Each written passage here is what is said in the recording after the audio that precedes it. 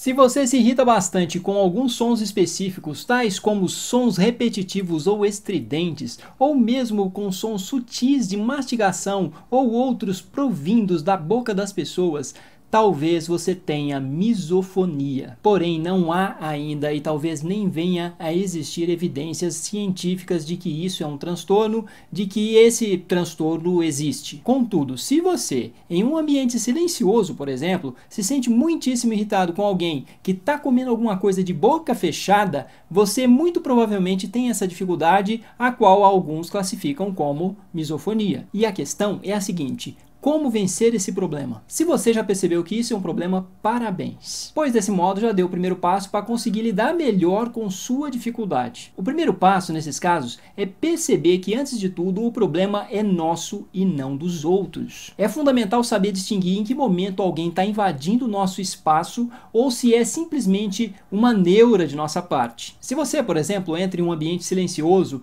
e se irrita bastante com alguém que está por perto, mastigando alguma coisa ou fazendo algum barulho específico, e essa pessoa não está fazendo nada que transgrida alguns padrões estabelecidos, como mastigar de boca aberta, por exemplo, a pior coisa que você pode fazer é responsabilizar essa pessoa por sua irritação. E isso também vale para vários outros tipos de obsessões que as pessoas possam ter. A primeira grande dificuldade da maior parte dos obsessivos é não reconhecer que o problema é deles e não dos outros. Costumam se defender dizendo que são perfeccionistas, que são pessoas muito limpinhas, ordeiras e outras justificativas similares. Essas pessoas costumam se orgulhar de serem como são e são, em outros contextos de sua vida, muito gratificadas por se comportarem dessa maneira. Elas se orgulham de dizer que são perfeccionistas, se orgulham de dar essa justificativa, essa desculpa. Porém, se somente o perfeccionista sofresse com essa sua característica, aí talvez o problema fosse bem menor. Contudo, o que essas pessoas geralmente classificam como sendo perfeccionismo, na maioria das vezes é somente um apego excessivo a detalhes inúteis.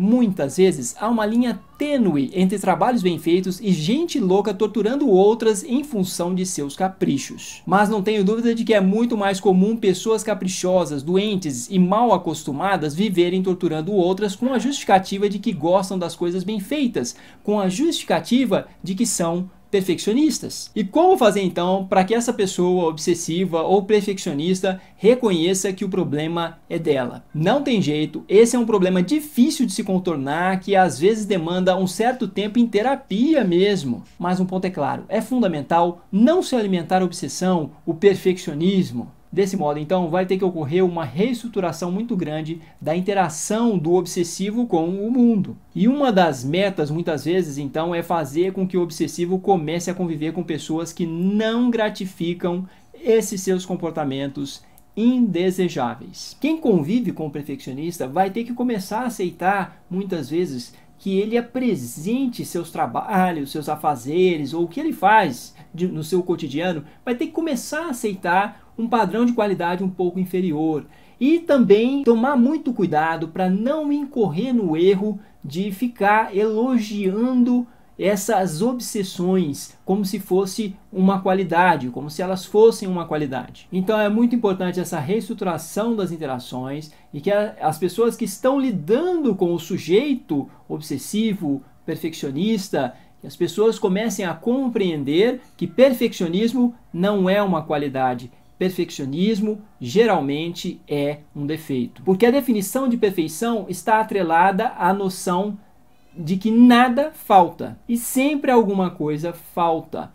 Só podemos dizer que nada falta quando de fato levamos em conta a totalidade da realidade. Porque a totalidade contém tudo. Ela contém o bem, contém o mal. Como existe esse fato de que para a totalidade nada falta, então a realidade, para algumas concepções otimistas em filosofia, a realidade seria perfeita. Então, quando pensamos na individualização, no sujeito e não na totalidade da realidade, obviamente não será perfeito, porque sempre alguma coisa irá faltar. E nesse sentido é um ideal inalcançável e que coloca muitos impedimentos para a vida dessa pessoa, que acaba postergando muitas de suas atividades, pois o seu padrão de realização acaba sendo muito alto e ele obviamente acaba tendo dificuldades para concluir suas tarefas, concluir suas obrigações, e muitas vezes isso resulta em